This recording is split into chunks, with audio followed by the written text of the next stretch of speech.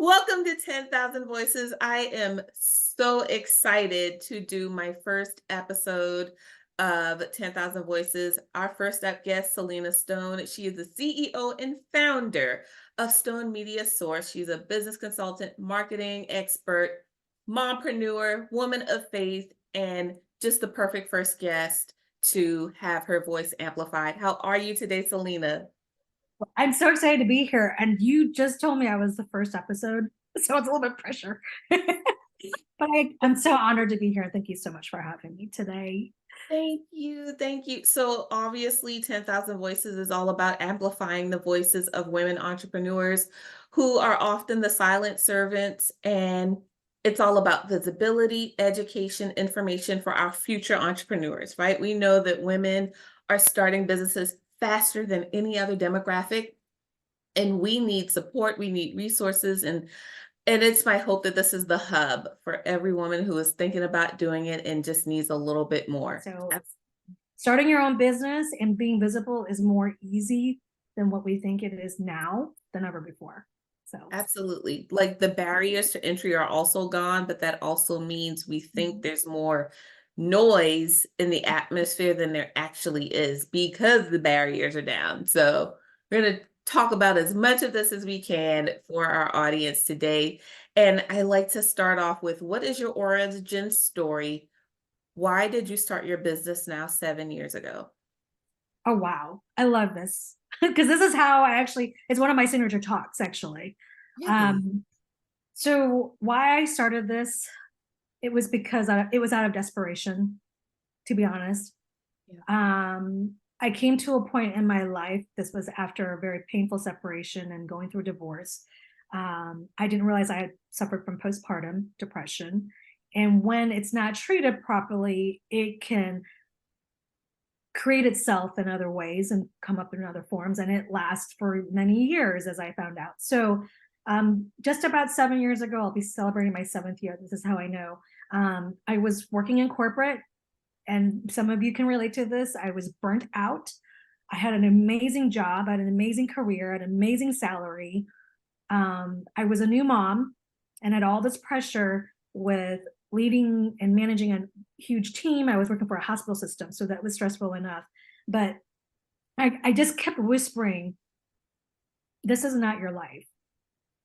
I don't know where it came from. I just knew that thought was in my head, and I was fighting it every day, fighting the corporate pattern, getting ready, dropping my son off, going to the office, getting in before everybody else, staying late before everybody else, late nights, working on weekends. And but here's the pivotal moment for me. It was when I took my son in one weekend, and I was sitting in my office, and I looked across my office and this big, beautiful oak table that I would do weekly meetings with my staff and my team. And I saw this little baby boy just sitting there with his juice box. And I remember thinking to myself, this is not my life. There's a backstory too. It was kind of like a forced resignation for me. And that was, I think, God's wake up call. Was there were so many signs I kept ignoring, and I didn't know it was the voice of the Holy Spirit. And I was not a believer. I was raised Buddhist, but I was so desperate for more purpose and more meaning and more fulfillment. And I really just wanted to be a mom. Yep. And so all my experiences and my skills and my talents I learned from all these billion-dollar corporations was, as a process improvement expert, I apply that to humans. Yeah. Yep. What is the best investment and the worst investment you've made in your business so far? Oh my gosh. I made so many terrible investments. Let's sit in that for a second. I made so many terrible investments because a lot of women are really trigger shy. Oh my gosh, I have to make the right investment. I made so many wrong investments. But you know what? They were learning lessons for me. That's right. That's right. One of my talks is my $6,000 lesson.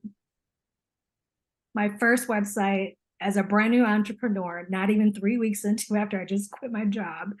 I made an investment to hire a gentleman that promised me a beautiful website, paid up front. Yep, didn't get a website. However, I created a course and a program and a training on what to look for and know the difference between a website designer and a website developer and all the questions you should be asking. So I give that for free to my clients whenever they ask me, do you do websites? Do I need a website? What should I be looking for? What's included? Why isn't my website doing this? Right. So because of that $6,000 lesson, I can now equip myself and my students and clients about what questions to ask and what mistakes to avoid so that you don't make, a bad financial decision. But I feel like bad decisions are never bad. Right. I think we've been trained in our brain that, we're bad people if we do a bad thing, and Yeah. we're bad people if we make a mistake. And that was one of my core beliefs that I had to transform. But to answer your question though, Sybil, the best investment I ever made was hiring a coach.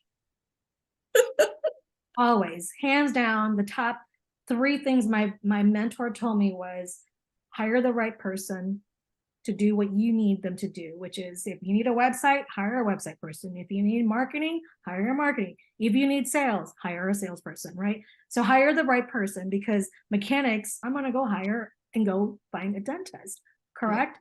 So we all know this. So but when it comes to our business and our finances, even studying about happiness, you Mhm. want to learn happiness, go hire a happiness coach, right? Go Correct. study, go immerse yourself at a retreat for a year. Like, Yep. so hire the right person and invest in a coach or a mentor, the person that's going to align and advocate for you. And it's not just about cheering you on, but it's also about when you are down in the pits and you need someone to tell you the truth, even when it doesn't sound good or when it doesn't feel good. Sometimes those truth pills are hard to swallow, but it's what you need, right? And I feel like that's what our father is like, our high, the high king, like, you know, we're allowed to make so many mistakes and we're going to suffer a little bit, but I feel like a really good coach is going to allow you those lessons. But then at the end of the day, it's like they are right there with you. So for me, it was hiring a coach. If I hadn't hired my first coach and felt the fear of how much I was paying for a coach, I don't think I would have been further along in my business. So if some of you are listening right now and you're terrified about trusting someone, that's the very reason why you should. Yeah. Yeah. Yeah. I Because tell my my first coach, clients, yeah. mhm, Yeah, no, I tell my clients all the time, and for better or worse, I was like, I'm gonna let you fall, but I'm not gonna let you fail, because you need to feel the fall so mhm, that you know what your stamina is, what your risk tolerance is. But this is a safe space, right? Like I've created it so you feel the fall, mhm, but you won't feel the fail, because, right, I am the fail safe mhm. for Yep. your business, but you have to feel that so that you know what your clients are feeling, so that you know what you need to feel to check your internal compass and temperature, because most of us don't have that naturally developed because we gave it over to corporations, right? We Mhm. had a built-in fail safe, so now you have to learn to Yep. develop that fail safe in yourself. Yep. Yep. I also feel like I always say this too. One of my favorite quotes is I hiring a coach is like getting the cheat sheet to the answers. Cliff Right. notes. Right? It's the clip notes, it's the process, it's the blueprint, it's the do this step by step. If you do this, you're going to expect this. Like, hello, right? They've already done it all. They've already taken the shortcut. So it's like, why would you not want to study and learn from the person? Absolutely. Well, another question I like to ask, and you can answer it from one or both ways. One thing only women entrepreneurs Mm, experience, or one thing only mompreneurs will understand. You can answer one or both, but I think because you're the mompreneur, like, and you talk to the moms, they might want to hear that one. we will do more for others than we will do for ourselves. Is that for both? We will fight harder for our clients. We will advocate more for our children and our clients than we do for ourselves, which is why marketing and sales is so difficult sometimes. Yeah. You put any woman and line them up to talk about their best friends or their colleagues or their partners or their friends' businesses and what they do, and we can sell them. Like, but when you turn the microphone or the mirror back on them to say, tell us what you do, how can you sell? Like, for most women, not all, for most women who are just starting off or trying to grow and scale, one of the biggest challenges is selling themselves. And Yes. so, because we are so generous with ourselves and our time and just giving, we will pour love into others. But one thing I will tell you, mompreneurs, we lack the self love for ourselves. Like, why can't we not extend that same grace that we do for everybody else? Yeah. For ourselves. Well, it comes in seasons. I find myself being guilty of that too. It's like I extend so much grace for people I don't even like.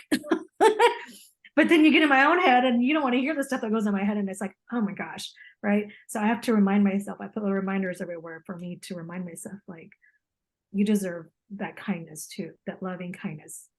I love this. Mhm. That that actually leads into my next question, and maybe you just answered it, which is how do you protect your I am? Because the world is constantly and you throwing things at you. So is that how you protect your I am? Like sometimes I just So need a sticky note. it is. What's funny is when I was answering that question, I realized too, like, if you watch men that are in business, Yeah. they don't experience that. So that was a hard question for me to answer, but I'm glad I was able to say it because I too, relate to that. But I think the reminder for the I am, and it's so fitting, everything that we're talking about has just been in alignment because the service at church lately and what I'm hearing the Holy Spirit was just reminding me, like, I am who God says I am. That's right. And I cannot remember how many times in the Bible it says who we are, who God reminds us of who we are, right? We we have been forgiven. We have been extended grace and love. We were given the power, not the spirit, not the what The is spirit of fear. That's right. fear, but the power of love, right? Yeah. So there's so many biblical references, but also I feel like working in social media and this uprising word called trendsetter or influencer, it kind of makes me look at, like, where are we getting where are we getting the messages of who we are and how we identify ourselves, right?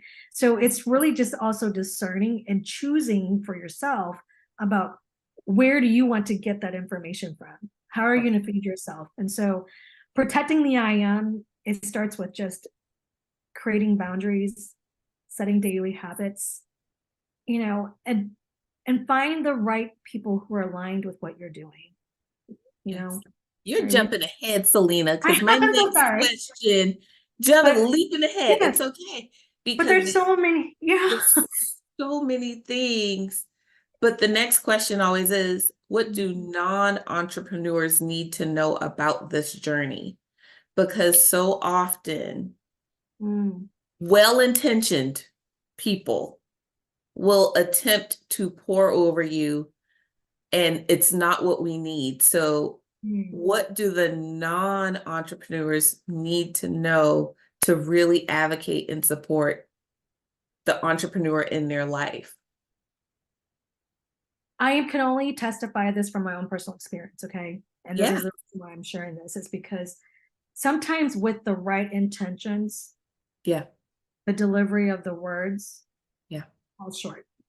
yeah. And words take much longer time to heal, right? So your tongue can be a sword, and Yes. it'll either kill someone's dream or it'll flourish their life.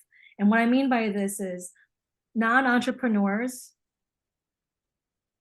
if you're not speaking life, just shut your mouth. Just shut your Stop. mouth. Right? Right? Yeah. This took me a long time because the probably the hardest group of people that I had to come across in this journey was just my family and friends. And this was just not long ago that I made the decision where I drew the line. I said, this is a boundary that's non-negotiable, and I'm no longer going to tolerate this. my direct siblings, even my own mother, to this day, they still don't understand what I do. And I got to the point where, you know what, I don't need to defend myself anymore. I don't need to explain. Oh, God will do that for me. Because what it did was it created a lot of self-doubt, right? yeah, Even though they love me, they want to see me succeed, they were afraid I was going to fail. They were afraid I was making the wrong decision. They were afraid I wasn't going to take care of myself. They were afraid someone's going to take advantage of me. They were afraid, what if that guy doesn't pay you? Like, so the words they were speaking to me was just creating more doubt, creating yeah, more fear, and creating more uncertainty. yeah. And what I realized was I don't need to get affirmation or confirmation or acknowledgement from my family. And that was the hardest thing for me, was to just detach. Yeah. And instead, I looked at, is this person a multimillionaire? Is this person running a business? Is this person uh, and, creating the behaviors and habits that I want for myself? And if so, this is the person I would rather be getting advice and encouragement from, right? Yes. So I always say, look around you, because it's so true that 5 people you hang out with, the words you're using, the conversation, the deep connection you're having, like, is this empowering you or is it disempowering you? Is it feeding you life, encouragement, and love? Or is it creating more fear and lack? Like, what's the one thing that you want to talk in our safe space about? And you said it was about this, the loneliness and isolation that we as solopreneurs often feel, of not having a consistent team, right? So, yeah, I could hire this person on Fiverr, or I might have this person step in, and how to stay focused and have those moments of discernment to make sure you are bringing in the right community, the right accountability partners, Mhm. how to stay away from distractions and the ideals that the world might be selling us. And then even, and I love what you wrote here, I'm going to read word for word, how to stop chasing the wrong ones that lead to burnout, self-doubt, lack of self-respect, uncertainty, etc. Mhm. Woo! Heavy topic. I don't think we talk about this one enough, especially in the framework of these are the things that possibly we will carry for the duration of our business. So I've been in business 2 years now. You've been in business 7 years, and yet I felt every single word. And then I'm talking to a woman who's been in business 20 years. Those are her words. So to know that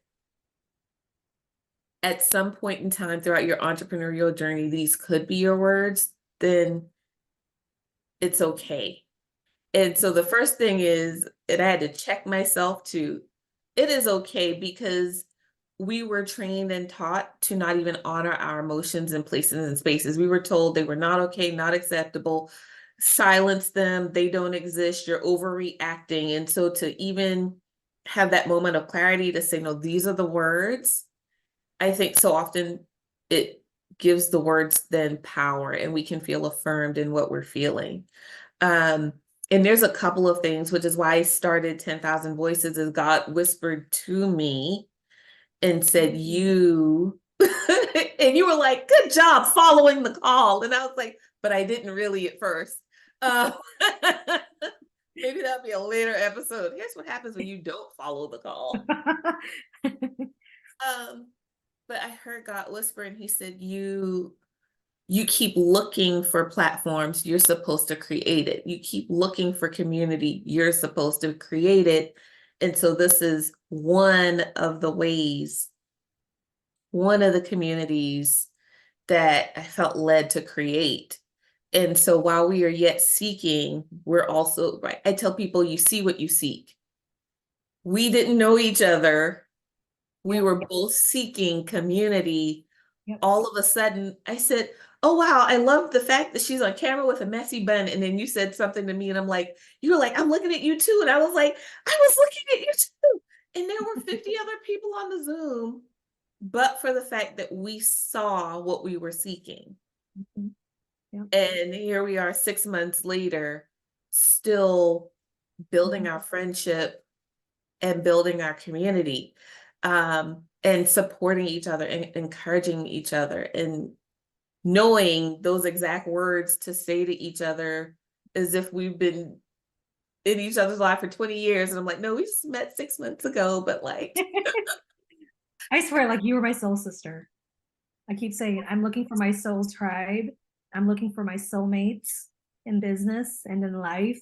Like, so instantly from the moment you, and it doesn't matter who reached out to who first. I think it was might have been you, but like from the moment we just connected. And I posted about this not too long ago, by the way. It was talking about maybe you are the one that was supposed to start. Maybe you are the one that breaks your generational trauma. Maybe you are the one that leads the way to give permission to others, right? Maybe you are the one that are supposed to just begin because there is no other, right? And so sometimes the most amazing, brilliant ideas and businesses come from because there is no other. yeah, I mean, if you look at the start of the computers and technology and all those things, like, because nobody else was doing it. So one of the things I love talking about is what is the marketplace asking for that nobody is doing or serving right now? And maybe that's an opportunity for you to be the one. And many times we get challenged with, we're looking to compare ourselves or to idolize somebody else that's doing something similar, but yet we're feeling kind of like, oh, but I'm just not quite there. Or maybe yeah, I'm not, yeah. And I felt that too. And it's like, no, you are seeking what you should be doing, right? Or whatever you just said it, and you said it so more eloquently than I did. But sometimes it's like the things that we desire, the things that we want and need, we can't find anywhere else because we were the ones that were supposed to create that. And so when you ask that question, there's no one reason why. There's so many reasons why. And the other reason why it comes back full circle was because I was that mom that was crying in bed every night, yeah, curled up in a fetal position and feeling so lonely and feeling like nobody understood and feeling like nobody else is walking this. Nobody else understands how I feel. Nobody understands or sees the pain, right? And so entrepreneurship is very much the same. Like nobody else in your family has done this before. um, there's no product or service that's out there that can be created the way you do it, right? And so there are moments of loneliness, and what I mean by that is, I've been told I'm too emotional. I've been told don't react, yeah, don't show your feelings. yep, You know, it looks weak, or you're stupid, or whatever that thing is. It's like plug it in. You hear it, you see it, and so we conform many times. And I think that's what corporate taught us was we had to conform and perform in such a way, right? And what it did was it quieted us. It shrunk our voice. It shrunk and dimmed our light. And that's what I felt was the burnout and the isolation or whatever. Um, yeah, and my mission was always been to be the voice for other women who can't speak up, to be the light for the women who are in darkness and too afraid still yet trying to find their own light, right? yeah, Yeah. And for whatever reason, like we're too afraid because we're going to be too much. We're too afraid because we're too emotional. yeah, No, I don't apologize for my tears. When I cry, I cry. My son sees me cry, and it allows him permission to not hold and stifle his emotions in either. And so now, granted, there is like a time and place for things too, but being an entrepreneur, it gives me that freedom of I get to be freely expressed. I get to surround myself with like-minded, soul-aligned people that get me, yeah, right? I don't have to be afraid to dim my light anymore. I don't have to be afraid not to speak up. I don't have to be afraid to be too much or too emotional, right? And so I think that's the permission that we're all looking for, and that we're too afraid to just give ourselves, I think. yeah, Um, but yeah, entrepreneur, it's like I'm recognizing the signs now. And that means, you know what? You need to slow down and rest and let God take this for you. let Get God that. take this. Let God take this. The other thing that I learned after these last couple of years is it is supposed to be long and narrow. Mm. because that's how you create runway. Mhm. You can't create runway when you're here. The only way you can create runway is, and there's such a fear to say, oh my gosh, I have to let go of this and I have to let go of that and I can't do that and I can't do this. And I'm thinking, you you're not saying no to those things. It just might look differently than you are imagining them. So when I first did my talk show, I imagined it was over here because that's the one part that God revealed to me. God was like, you have a talk show. I was like, okay, God, whatever.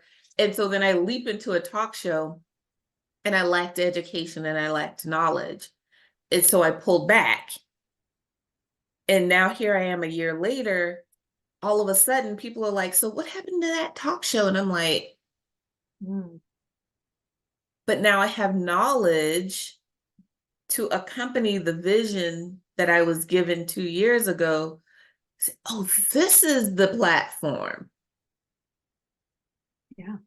So often we think we're giving up the things, and I'm like, no, God is just giving reminders. He's winking. One of my church sisters calls it a God wink. He's like, no, he's just winking at you to say, like, yep, you're on the right track, keep going. It might not be for this season, it might be for 10 years from now. Pull it out. And so that's why I pulled out my binder. Here is my vision binder, and it's got tabs for every vision God gave me, so that when I get those down prints, I can just easily put it here and know that it's like safe. I love it. I have the download. Okay, God, thank you. Yeah. And then, right, I don't feel like I'm giving up on the dream, or I don't Mhm. feel like the dream can't happen. It just might not be Right. for today's stage. Right. Yeah. Yeah. So that keeps me from being distracted because it's the entrepreneur's creativity, right? Like we know we're created to create. All of that creativity has to be harnessed, it has to go somewhere. So what is that place you put all that creativity? Mine just happens to be this binder, thank goodness. Um, and I know my creatives are safe, Yep. and Mine it are, can be there. mine are in journals, like Yep. copious journals. I started a new one for 2024. Just one of these. Going through, um, a Bible plan right now where, sometimes a season of waiting can be long. Yeah.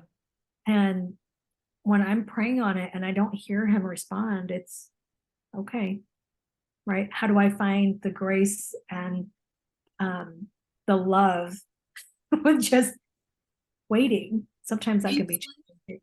I wrote a post, and it's called Afraid to Be Still. Because Mm, sometimes it's not God is waiting. It's not God saying wait, it's God saying no, be still.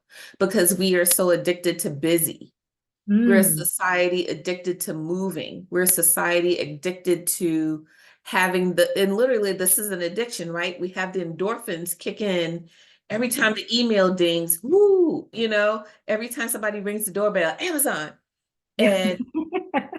And so I challenged myself. I said, is this God saying wait, or is this God saying be still so you can hear? Mm, And when I love I had the discernment that this was not a waiting season, this was a be still for a hot second, it. then I could hear because he had my attention. And so I think so often God is not saying wait, he's saying, I just need your attention. How long are you going to make me wait? Right? We think Okay. God's like, no, I'm waiting for you to just sit down and be still so I Mm. can give you the thing. We are such disobedient children, aren't we? That's what I feel like. And that's what I feel like. It's like God has been on this relentless pursuit of his disobedient children, and he will never waver from that. And what He's you just said is just so true. He's just waiting for us to just be still. So he waiting. will remove obstacles. He will remove people and things out of your life for a reason. And we don't always understand it. Like, and we're always looking for the reason why. Like I think that's like our human nature is that control. And I Yep. think at the end of the day, it's God just wants us to surrender that control. Yep. Yeah. Anytime my business starts to decline, Mhm. you know how most people will say, "Oh, you need to go do things."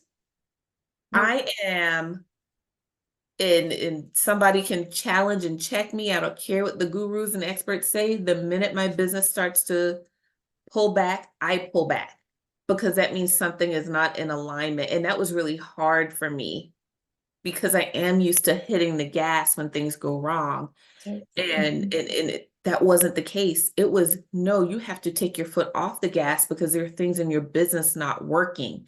And the only way to see that is pull back. And I posted it at the top of the year. I got rid of my group, my membership, my this, my that. yeah. And all of a sudden my message sounds different. Yes. Amen. Speaking of a good investment, here's another good investment I made. I actually hired a burnout coach. In my $2,500 package that I invested in, she taught me how to properly rest. That's all I Yes. did for 6 weeks. My homework was to not do any work. And it was like, what? Oh my gosh. I got so many breakthroughs in just the first 2 weeks. I did not realize how much my brain was so active. And after working in corporate for so long, plus with my background and my culture and my upbringing, um, your nervous system is just, it's used to that. And Yeah. so she taught me an awful lot about all of those hormones, Yeah. and how running off of adrenaline Yeah. and We're you know, overstimulated. We're cortisol. over, Yes, yeah, we're it's cortisol. overstimulated. We're Yeah. overstimulated. Absolutely. And so anytime I can practice just being still, like, like you said, when my business starts going the opposite direction of what I want, I realize I'm doing too much. I need to stop and be still. I need to rest. You walking in joy and peace and calmness, or you walking in desperation and, oh my God, I need 10 more sales this week. That doesn't feel good. And Nope. when you're operating from that scarcity and that desperation, It shows. what it really is doing, it's detracting the people that want to work with you. Yeah. So, Yeah. This so leads me into what is the future of Stone Media Source? Because I know when we talked, you said, I think I'm here, but in the last couple of weeks, you're like, no, wait, my messaging might be over here. Tell me more. What can we yeah, expect from Stone it's Media? such a bizarre season that I'm in right now Yeah. because, like where you were at the beginning of the year, Yeah. I'm thinking I'm trying to be still. And when I say try, I'm trying to be still.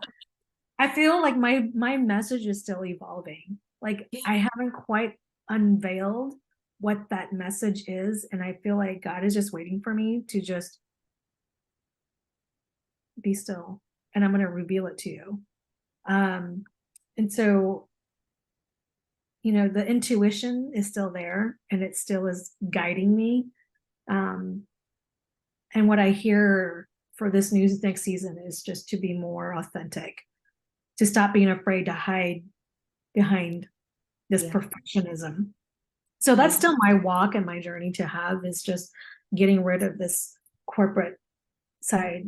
So when I show up like this with my messy hair bun and my glasses, that's the natural state that I feel most comfortable in, that I'm most happy, because I Yeah. am a mom, and some of you may be listening to, it's like, I thought she was, Carter is my why too. Like Yeah. all the things that I do, the the exchange of energy and the exchange of money, it allows me to provide a lifestyle for my son that he deserves.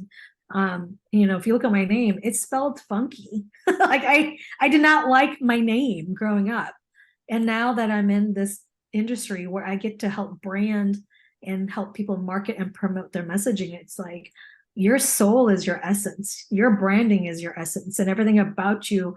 And so your story, your pain, the messy journey you've had up until now, it was all perfect and there's a purpose for it.